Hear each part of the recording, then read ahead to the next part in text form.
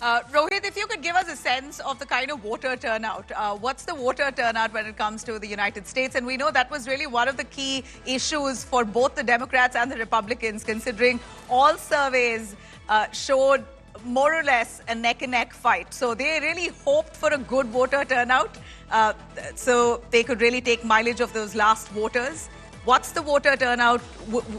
Could you establish that number for us? Some of the Republicans that I've spoken to said they were worried about, Republican voters not showing up and vote today.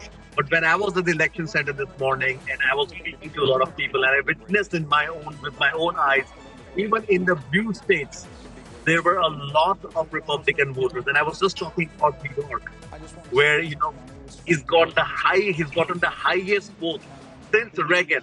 So it kind of tells you that, he was able to drive out those voters. And this is exactly why he breached the blue wall again. He did it in 2016. He's done it again in 2024. We do not have the numbers with us right now, and we have to break it down for you. But whatever exit polls that we had showed that this Biden had won. He had record numbers of Republican voters, not only voting early, but also with mail-in ballots and turning up to vote. So he's definitely driven up his voters. He's turbocharged them. We'll probably know soon what that numbers look like. From what we see here, in simple terms, I could really say that Kamala Harris had the most number of pop stars, celebrities backing her, especially on the issue of abortion rights.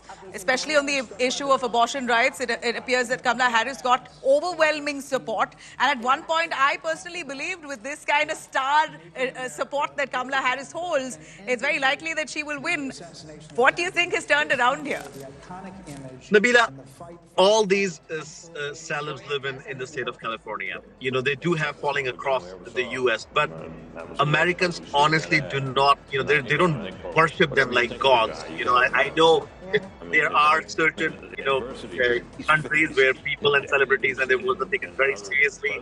People follow in line, but not in America. And look, this election wasn't about, any of those things. It was about when things go down on jobs and economy, inflation, the price of gasoline in this country, the price of eggs in this country. I think that is what Americans have voted for. So it really wouldn't have mattered. I mean, if anything, it would have isolated those middle class workers doing two jobs to make ends meet in America after COVID.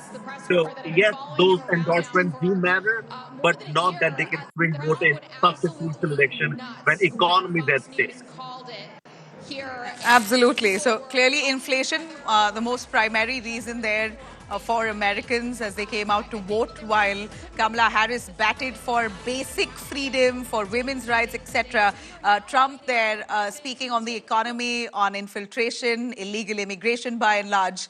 Well, this is certainly a decider here for Donald Trump. The votes are in his favor. In just any time now, we could hear an announcement of Donald Trump becoming officially the 47th president of the United States.